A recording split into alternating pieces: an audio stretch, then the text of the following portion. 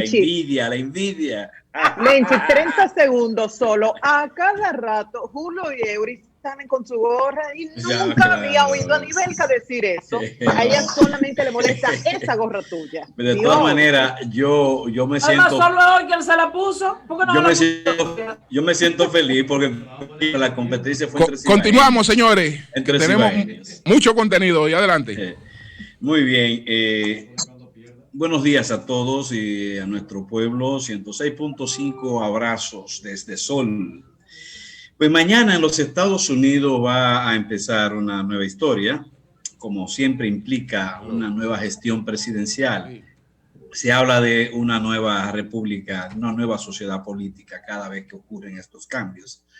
Y bueno, la historia que viene la observaremos, le daremos seguimiento. Sabemos que Estados Unidos vive una etapa bastante especial hoy, muy especial.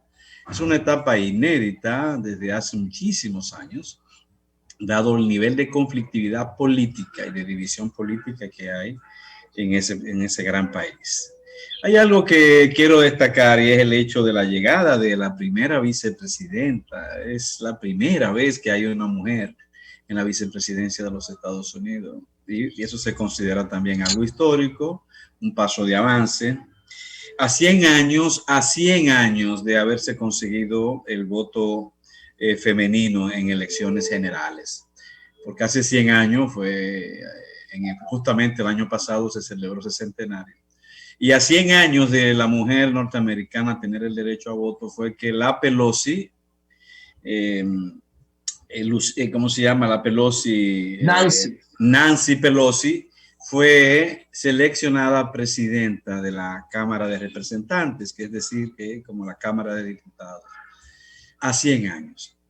Nosotros podemos decir que en República Dominicana, que consiguió que la mujer tuviera el derecho al voto universal, cumplió creo que tiene 78 años ese ejercicio, 78 años, es decir, un poco después que los Estados Unidos. Y sin embargo, nosotros logramos, o la sociedad dominicana logró situar a la mujer mucho antes en un pedestal de importancia política que los Estados Unidos en ese caso, porque en el año 1999 nosotros tuvimos a la primera presidenta de la Cámara de Diputados, que fue Lila Albuquerque, incluso algo muy paradójico, de un partido conservador, el Partido Reformista, un partido conservador y de derecha, y adelantarse a los Estados Unidos en ese plano es una señal, si no un indicador interesante del fenómeno político de República Dominicana. Es decir, nosotros tuvimos 8 años antes que los Estados Unidos, porque la Pelosi llegó en el 2007, fue que la Pelosi fue presidenta realmente. Sin embargo, Lenchi, nosotros no hemos tenido todavía en el área de seguridad una mujer en el liderazgo. Estados Unidos tuvo, creo que 4 mujeres corridas como secretaria de Estado de Defensa. Después de Madeleine Albright, tuvieron a la que fue secretaria de Defensa con George W. Bush. No recuerdo ahora su nombre. Sí, pero aquí no hemos tenido secretarios de defensa civiles tampoco. Es que no hemos tenido tampoco secretarios. Y aquí no hemos tenido ministros que sean civiles, hombres. Aquí no hemos tenido, no sé si mal no recuerdo, aquí no hemos tenido candidatas mujeres a la presidencia de partidos grandes con posibilidad de ganar. Pero hemos tenido candidatas aspirantes y fuertes. Y hemos tenido mujeres en la vicepresidencia. Incluso voy para la vicepresidencia. No, hemos tenido tres. ¿Por qué la actual? ¿Verdad? 3, disculpa. Tenemos 3 vicepresidentas mujeres, empezando esta hazaña con doña Milagros a principio de siglo. Mientras que los Estados Unidos lo consiguen ahora, 20 años después que nosotros. Las mujeres han estado, de hecho, ya más de 12 años como vicepresidentas. En los Estados Unidos no hay ni un año todavía como vicepresidenta, apenas comienza. Eso es una señal, insisto, si no es un indicador político, es una señal interesante del fenómeno del ordenamiento político de República Dominicana y de nuestra naturaleza cultural. Si no hay allí rasgos políticos que destacar de manera relevante, si usted no lo quiere hacer, entonces apelemos al fenómeno cultural nuestro que ha permitido eso. La primera vicepresidenta, que al mismo tiempo va a ser la primera jefa del Senado, la presidenta del Senado es el vicepresidente de los Estados Unidos. Es decir, que por primera vez tendrá los Estados Unidos una presidenta de Senado, mientras nosotros acá ya lo tuvimos con Cristina Lizardo en el año 2014. O sea que no estoy haciendo comparaciones, yo no soy muy dado a hacer comparaciones, simple y llanamente haciendo relaciones sobre fenómenos de tipos históricos que al mismo tiempo hablan por sí mismos acerca de nuestra formación política. Y bueno, y felicidades a Kamala Harris, que va a ser, ¿verdad?, desde mañana la vicepresidenta. Y veamos, porque a partir de mañana, insisto, las cosas serán una nueva historia en los Estados Unidos. Por otro lado, le voy a decir a Julio que no tengo que irme a La Vega. No voy para La Vega. Euclides habrá un acto en Santo Domingo de juramentación de Euclides. Eso es así, en la Fuerza del Pueblo, cerca de las 11 de la mañana del día de hoy. Pero no solamente Euclides, también es una buena parte de la dirección general, la dirección provincial y municipal del Partido de la Liberación Dominicana de la provincia La Vega. Pero no solamente son personas procedentes del PLD, también se va a juramentar el doctor Erasmo Vázquez, quien fuera el primer ministro o secretario de Estado de Salud del primer gobierno PLDista y quien es un maestro de la medicina que ya incluso ha sido un invitado especial de nosotros acá en El Sol de la Mañana, el doctor Erasmo Vázquez, una persona además de larga tradición en la lucha política y social. Fue un destacado dirigente estudiantil, miembro del Consejo Universitario de la UAS, fundador de 2 grupos estudiantiles, como fue el Frente Estudiantil Flavio Suero y el Frente Estudiantil de Liberación Amin Abel.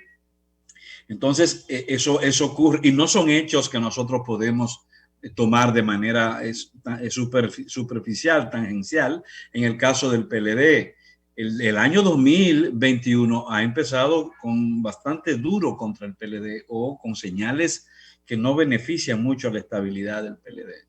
Ya vimos la separación de funciones, aunque no la renuncia del partido, pero sí de toda función. A esto se suma una figura, y eso apenas pasó hace horas prácticamente de esa separación de funciones de Reinaldo Pared. Y ahora ocurre este desprendimiento de Euclides y una buena parte de toda la dirección y exdiputados de la provincia de La Vega, conjuntamente con otra figura. Eso lleva al PLD definitivamente a una situación que implica obliga a pensar en qué va a pasar con ese partido, porque incluso en este mismo año ha habido sometimiento a la justicia por violación a normativas, conforme a lo que se ha dicho públicamente, se ha publicado en los medios de comunicación, y muchas denuncias de inobservancia de la democracia en ese proceso que ellos han llevado de su Congreso Guido Medina.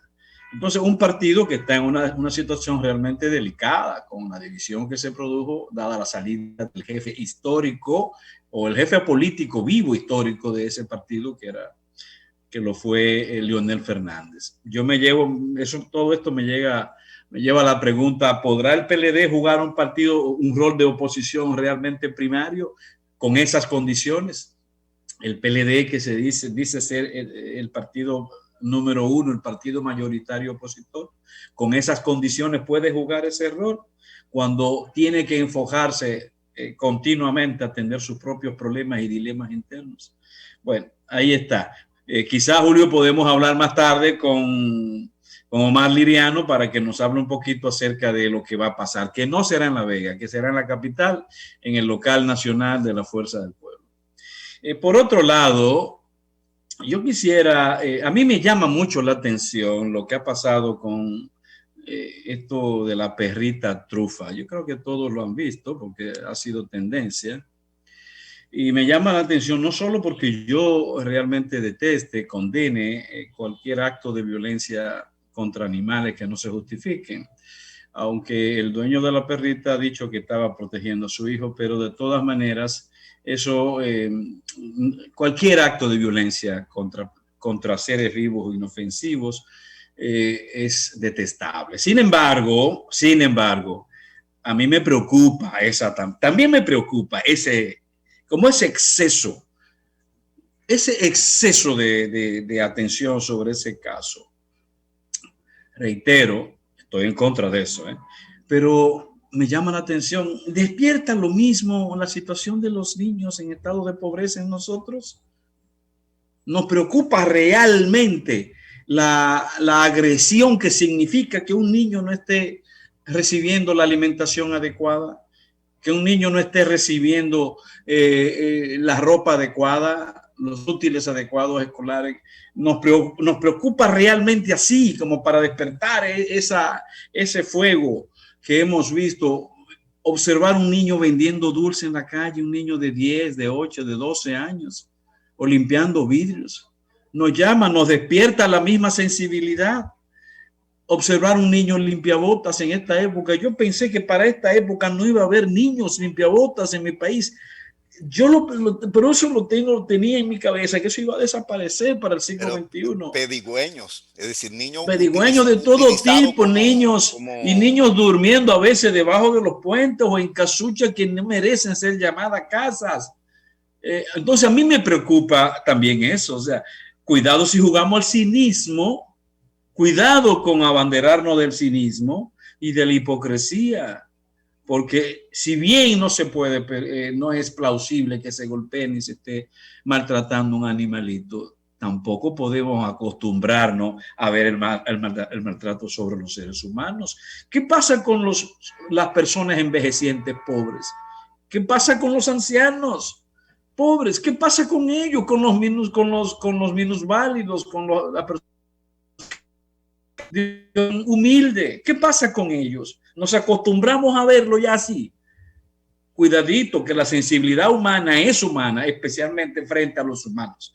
Mucho cuidado, que no nos creamos nosotros que por ser abiertamente sensible a males contra un animal, nos hace eso más humano cuando nos olvidamos de los demás humanos. Eso, lo que quiero llamar la atención es cuidado si nos acostumbramos a esas cosas, que son muy típicas en Europa. En Europa, por supuesto, en Europa esa cosa es común. Una persona que es grabada maltratando a un animal se va a ganar el rechazo y el desprecio de toda la sociedad, pero ocurre que Suecia no es Santo Domingo, Estocolmo no es Santo Domingo, París no es Santo Domingo, no es Santiago. Son realidades socioeconómicas muy distintas, en donde los estados, especialmente los estados europeos, le tienen resuelto lo básico en términos sociales a las personas. Resuelto lo básico. Usted no ve gente allí pidiendo ni vendiendo ni de limpiabota ni vendiendo dulcito en la calle. Y si lo hace es porque tiene un estado social, emocional muy particular, pero no porque la sociedad lo lleve a eso o se descuide con ellos. Entonces no estamos en Suecia, no estamos en Francia, donde ese tipo de cosas sí es normal que ocurra. Dejémonos de snobismos, concentrémonos en lo que somos, en la realidad nuestra y nuestra sensibilidad, para que nuestra sensibilidad no se melle, para que nuestra sensibilidad sea básicamente orientada hacia los humanos y también hacia los animales. Pero no nos olvidemos de nosotros, por Dios, que no es así. Insisto, no estoy de acuerdo con eso. Y ojalá que eso no sea una distracción, porque puede ser también una distracción para desviar la atención, desviar el interés sobre los temas fundamentales. Y finalmente, quiero referirme a lo del presidente Abinader. A mí me gusta el estilo de Abinader, me gusta su estilo, me gusta su forma, me gusta su prontitud frente a la gente y frente a los casos. Una forma llana, muy ligera, muy directa y en gran medida simple, pero no insustancial de manejarse como presidente. Yo le tengo en ese sentido un gran reconocimiento. Y quisiera aprovechar para también saludar el llamado o el anuncio que hizo de que se va a llamar a un pacto nacional, condicionado, ¿no? para despertar el interés, la responsabilidad, la mayor conciencia en el ciudadano. Ese pacto nacional multisectorial destinado a ver cómo se flexibilizan las políticas frente a la pandemia.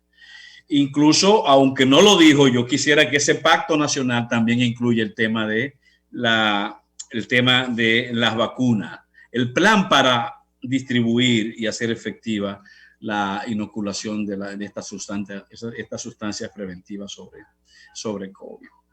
Y quiero llamar la atención en este sentido del Pacto Nacional para que no solamente pensemos en sectores sociales, aquellos que tienen que ver con la producción, también integremos a los sectores políticos. Hemos hablado de unidad nacional, pero esa unidad nacional no la hemos visto en términos prácticos. Ha habido una respuesta de unidad nacional, pero la actitud del gobierno no ha sido la de efectivamente firmar un pacto de unidad nacional, tanto con los sectores políticos como sociales. Aquí necesitamos que en este acuerdo nacional se incorporen a las comunidades, a los líderes comunitarios, a las organizaciones sociales, que son la clave fundamental para efectivamente disminuir el peso y el impacto del COVID. Y por último, quiero decir, tomar en cuenta que el presidente va a ganar aún más si se habla de un calendario efectivo de vacunación. Ya la OMS ha dicho que le preocupa el asunto que está ocurriendo con las vacunas. De 34 millones de vacunas que se han distribuido ya, apenas 25, dice la OMS, 25 vacunas se han aplicado en un país pobre. Y llama la atención diciendo que, por ejemplo, los medicamentos del VIH llegaron 10 años después a los países pobres, después de haber sido utilizados en todos los países ricos.